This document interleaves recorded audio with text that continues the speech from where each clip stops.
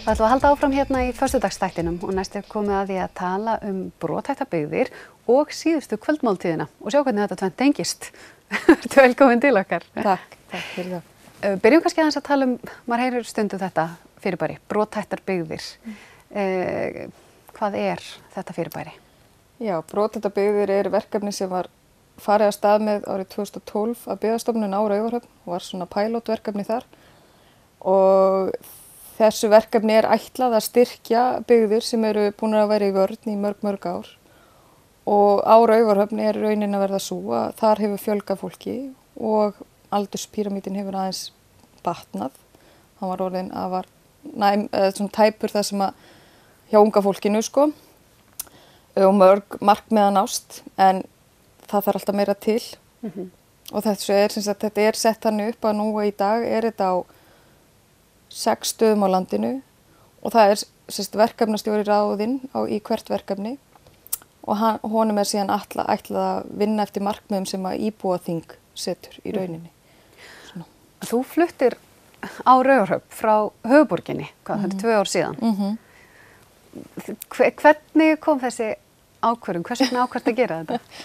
Já, mörguleyti var náttúrulega bara persónlegt akkur ég var að byrja að horfa í kringum og langaði að gera eitthvað annað. Ég var í námi sem að svona hvatti mig til að fara að hugsa hvað mér langaði að gera og þá var þetta starf auglýst og ég búin að vera að vinna svona einhverju tengdu vinnumarkanum í næstu að vera núna 10 ár og hef mikinn áhuga á byggðaeflingu líka þannig þetta svona samtvinnaði það að íhuga hvernig maður efli byggðir og einnig svona vinnumarkaðurinn af því þetta rosalega vinnumarkaðstengt og ég á fjölskyldu fyrir norðan á Akureyri og Húsavík og ein sjálf sko og þannig að það var svo sem ekkert sem batt mig þannig í Reykjavík og ég hef yfirleitt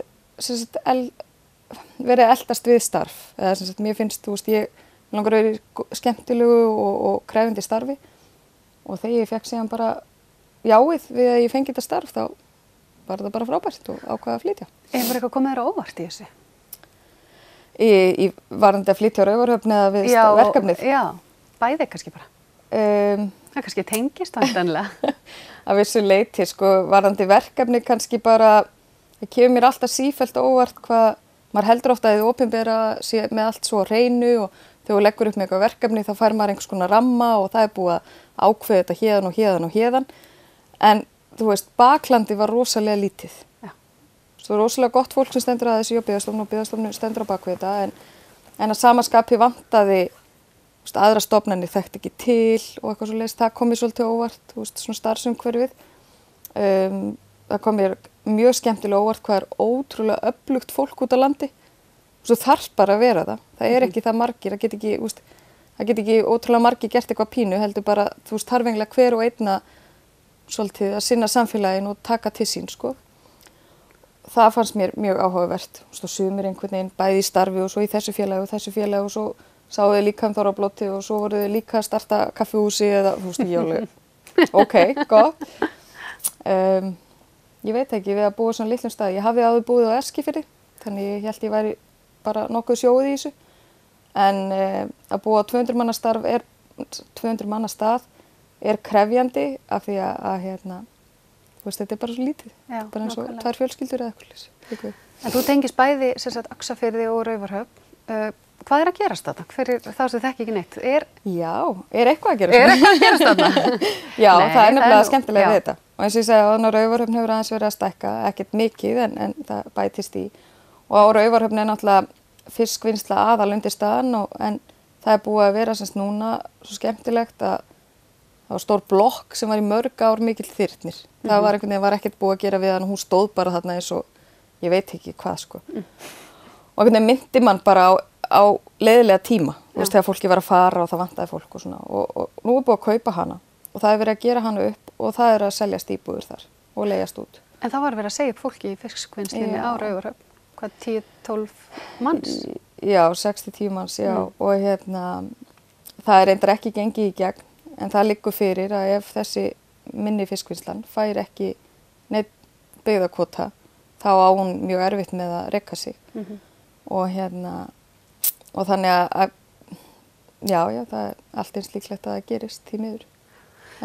En þarna heimskautsgerði sem náttúrulega eitt af því flottara, það hótel, það ekki eins og fólk sé ekkert að reyna þarna. Nei, þannig vantar ekki sko og náttúrulega við vitum og það vita það flestir sem að eru þarna ferðaþjónusta mun eflast og þannig að fólk aðeins að líka að reyna að gefa í þar eins og það fólk sem að keypti hótelið og að gera það svona fallegra og mun vera með starfsemi þar í sumar.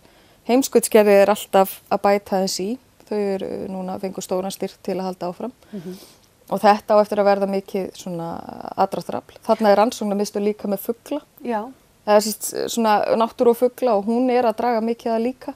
Það ráðstefnur og fólk. En svo kemur flöskuhálsinn, Dettifossvegur, sem búið að tala ansi lengi og svo hélt maður einhvern veginn að núna því að það veit þessi aukafjárveiting að það væri nú bara að fara að redda þessu en það bara eitthvað smottir í eftir því sem manni skilst eða hvað? Það bara, ég meina það framlag og það ágætt og það mun klára ákveðin hluta en þá samt alltaf eftir 14 kílómetra ómalbikaðir og þangað fara ekki ferðaþjónustufyrirtæki og strútur og annað.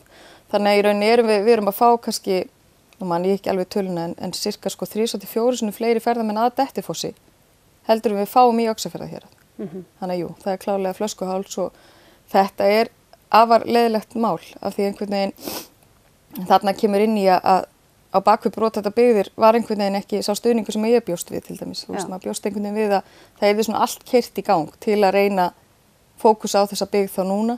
Þá var hægt að fókusa á einhverja aðra næst eða hvernig sem maður myndi vilja gera það. Þannig að þetta mikil flöskuháls varðandi ferðaþjónustuna og fyrir fólk í Öxarfirði þá þetta gríðarlega svona móralst leiðilegt líka. Það einhvern veginn maður ætlar að byggja upp einhverja ferðaþjónustu en svo hægt við þetta, svo dettur þetta aðeins inn, svo hægt við þetta, þannig að maður svona... Já, þannig að þeir sem eru að sýna frumkvæði geta ekki alveg treyst á að til dæmis að vegurinn sé ykkur ákveðin forsenda fyrir aðdráttarafli. Nei. Það hlýtur að draga úr andan í fólki eða hvað?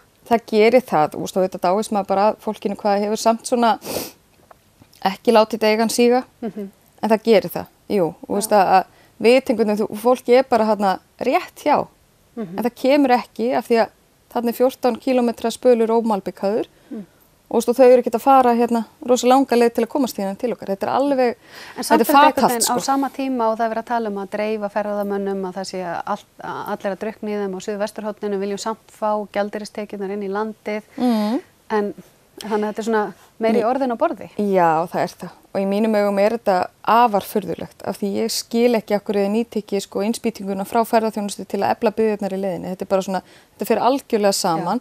Plús það sem þú varst að segja að þeir maður bara hissa á Ísland sé ekki byrjaði að svona að því það bara svo mikil þungi á suðvesturhorninu að reysi ekki við. Þannig að ég bara skil ekki. Þetta svona stefnuleysi að mínum mati.